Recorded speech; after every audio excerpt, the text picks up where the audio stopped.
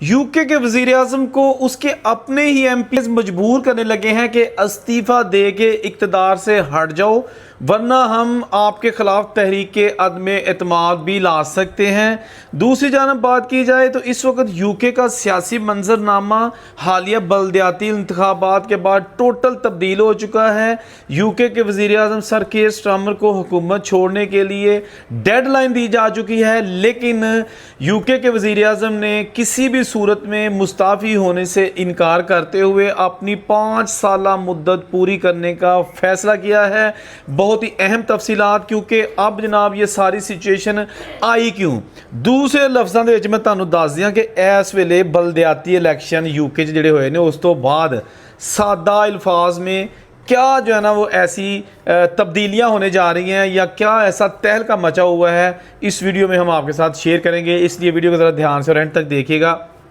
आपको पता है यूके में अभी रिसेंटली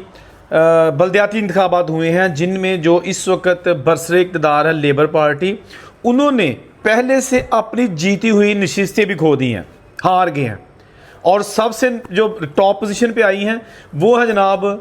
यूके रिफॉर्म्स, ऐसी पार्टी के जो इमिग्रेंट्स के ख़िलाफ़ है, जिन्होंने बयानिया बनाया कि ये जो असाइलम सीकर्स पर यूके के टैक्स पेयर का पैसा खर्च किया जा रहा है, ये सरासर नाइंसाफ़ी और ज़्यादती है। तो ये बयानिया इतना पॉपुलर हो गया कि यूके में रिफॉर्म जो है ना पार्टी यानी कि दाएं बाजू की जो जमातें हैं, उन्होंने वाज़िया कामयाबी हासिल कर ली और जो अभी मौजूदा वहाँ की हुकूमत है वो जनाब हार गई और चौथे नंबर पर उनकी पोजीशन जा चली गई। दूसरे नंबर पर और तीसरे नंबर पर भी जनाब ऐसी सियासी जमातें हैं कि जिनका बयानिया ऐसा है कि वो इमिग्रेंट्स के ख़िलाफ़। लेकिन अब ये जो सर कीर स्टारमर की हुकूमत है, इसने सर पकड़ लिए हैं। लेकिन जो इनकी अपनी ही एक बड़ी ही मुतहरिक साबिक वज़ीर है कैथरीन सेट, उन्होंने तो दो टोक अल्फाज में कहा था अपने ही वज़ीर आज़म सर कीर स्टारमर के हवाले से, BBC को उन्होंने इंटरव्यू दिया था कि जो कीर स्टारमर इनको फौरी तौर पर मुस्ताफ़ी हो जाना चाहिए, क्योंकि इनकी कारकर्दगी जो है ना इस काबिल नहीं थी कि लोगों ने इनको वोट दिए हैं। तो लोगों ने जब वोट ही नहीं दिए, लोगों ने इनको पसंद ही नहीं किया, तो इनको इक़्तिदार में रहने का कोई हक़ नहीं है। उन्होंने कल 24 घंटे का अल्टीमेटम दिया था सर कीर स्टारमर को, अपने ही वज़ीर आज़म को, और साथ ये भी कि 40 MPs की जो लिस्ट है वो भी शाया हुई है मुख्तलिफ चैनल्स में, जिनके बारे में ये कहा जा रहा है कि लेबर के 40 MPs अपनी ही हुकूमत के ख़िलाफ़ हो गए। वो चाहते हैं वज़ीर आज़म चेंज हो, नई जो है ना वो नया सेटअप आए, काबीना सारी डिज़ॉल्व हो और शबाना महमूद जो कि वज़ीर दाखिला है, उन समेत तमाम आला ओहदेदारान जो है ना फौरी तौर पर ओहदे छोड़ दें। लेकिन दूसरी जानब इस धमकी या डेडलाइन के बाद सर कीर स्टारमर ने अभी रिसेंटली ये फ़ैसला किया है कि मैं किसी सूरत इक़्तिदार से इस्तीफ़ा नहीं दूंगा। अपनी जो मुद्दत है इसमें बहुत सारे मैंने प्लान बनाए हुए हैं और उन प्लान पर अमली जामा पहनाने तक मैं किसी सूरत इक़्तिदार नहीं छोड़ूंगा। तो अब देखते हैं जो 40 लोग यूके लेबर पार्टी के हैं, जिन्होंने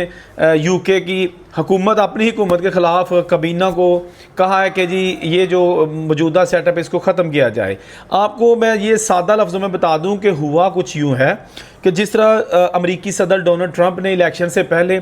इमिग्रेंट्स के ख़िलाफ़ बयानिया बनाया था, इनको मुल्क से निकालने का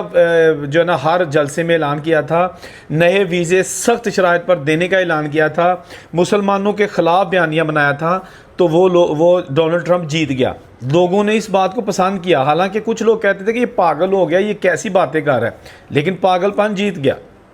इसी तरह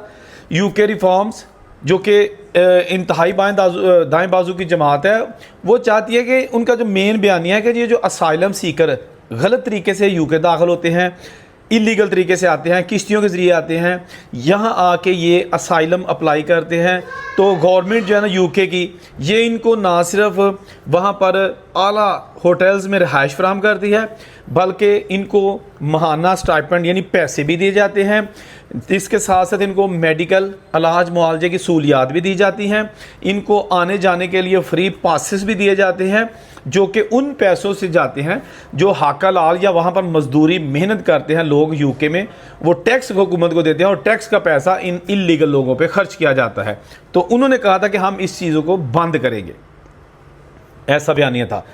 ILR, दूसरे जो सेटलमेंट के तरीके हैं उनमें सख्ती की जाएगी, लोगों के यूके में दाखिले के वाले से प्लानिंग की जाएगी। ये सारी चीज़ें उन्होंने बड़े सख्त लहजे में कही थी और अब देखते ही देखते उनका ये बयानिया इतना मजबूत हो गया है कि यूके में रहने वाले ना सिर्फ गोरे बल्कि बहुत सारे ऐसे देसी जो हैं जो वहाँ पर सेटल्ड हैं 40-40 साल से, वो भी जनाब यही कहते हैं कि हाँ बिल्कुल ठीक है, जो यूके रिफॉर्म्स यानी इमिग्रेंट्स मुखालिफ जमात का बयानिया है वो बिल्कुल ठीक है, ऐसा ही होना चाहिए। तो अब जनाब मौजूदा सेटअप टोटली जो है ना वो खोखला होकर बैठ गया है, सर पकड़ कर बैठ गए हैं। हालांकि शबाना महमूद और सर के स्टार्मर इन्होंने इंतहाई सख्त फैसले किए हैं पिछले 6 महीने के अंदर, लेकिन किसी किस्म का उन सख्ती फैसलों का कोई असर नहीं पड़ा। और अब जो माहिरीन हैं उनका कहना यह है कि जो यूके रिफॉर्म्स पार्टी का मंशूर था, जो उनका बयानिया है वो इतना ताकतवर है कि ये हो सकता है कि लेबर पार्टी भी अपना जो मंशूर है वो यूके रिफॉर्म्स के जो मंशूर है उसके मुताबिक कर ले, क्योंकि लोग इसको पसंद करते हैं। लोग चाहते हैं यूके में जो इलीगल इमिग्रेंट्स हैं इनका दाखिला बंद किया जाए, इनको जो वहाँ पर पेपर मिलते हैं फिर सिटीज़नशिप तक ये बात जाती है, तो ये सरासर नाइंसाफ़ी है उन लोगों के लिए जो लीगल तरीके से वहाँ पर जाते हैं, लीगल तरीके से अपना पेपरों का प्रोसेस करते हैं और फिर भी उनको पेपरों के लिए बहुत इंतज़ार करना पड़ता है। बात तो किसी हद तक ठीक है, लेकिन यूके की अगर बात की जाए इकॉनमी की, इस वक्त वहाँ पर जो स्टडी वीज़े पर गया है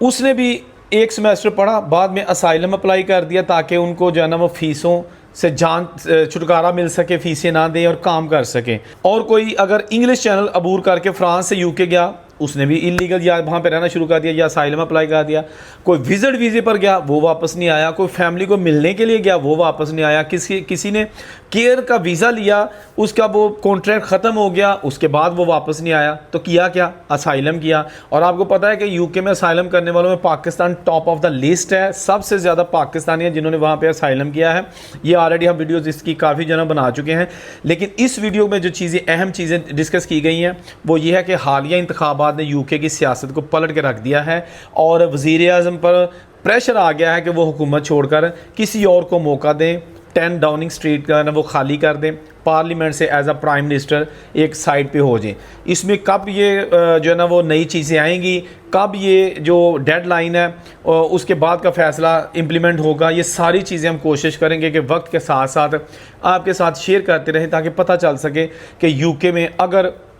ये जो रिफॉर्म है यूके रिफॉर्म पार्टी है अभी तक तो नज़र आ रही है कि नेक्स्ट हुकूमत फेडरल की हुकूमत भी यही बनाएगी, और ये अगर बरसर इक़्तिदार आ गए तो उसके बाद फिर आपको पता ही है कि इमिग्रेंट्स मुखालफ इनका बयानिया है तो इन्होंने कर भी गुजरना है। वहाँ पर जो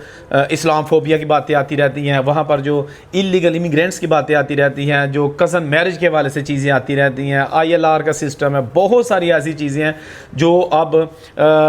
जो यूके रिफॉर्म पार्टी आएगी और उनमें पूरी तरह तरमीम करेगी। यही उनका बयानिया है, यही उनका मकसद है। अब देखते हैं कि वो अपने मकसद में किस हद तक कामयाब हो जाते हैं, क्योंकि इस वक्त यूरोपियन कंट्रीज जितने भी हैं, इटली वगैरह, सब में, फ्रांस, सब में यही जो दाएं बाजू की जमातें हैं ये जीत रही हैं। यानी ऐसी जमातें जीत रही हैं कि जो कहती हैं कि इमिग्रेंट्स का दाखिला बंद किया जाए, इनको जो असूलियात दी जाती हैं वो ख़त्म की जाए। तो आप देख सकते हैं कि ये जहाँ जहाँ भी बयानिया है लोग इसको फॉलो कर रहे हैं। बहरहाल जो भी अपडेट्स आती रहेंगी कोशिश करेंगे कि सबसे पहले आपको इसी चैनल पर हम जो है ना वो पेश कर सके। जहाँ खुश रहें, औरंगज़ेब को इजाज़त दीजिए। अल्लाह हाफ़िज़।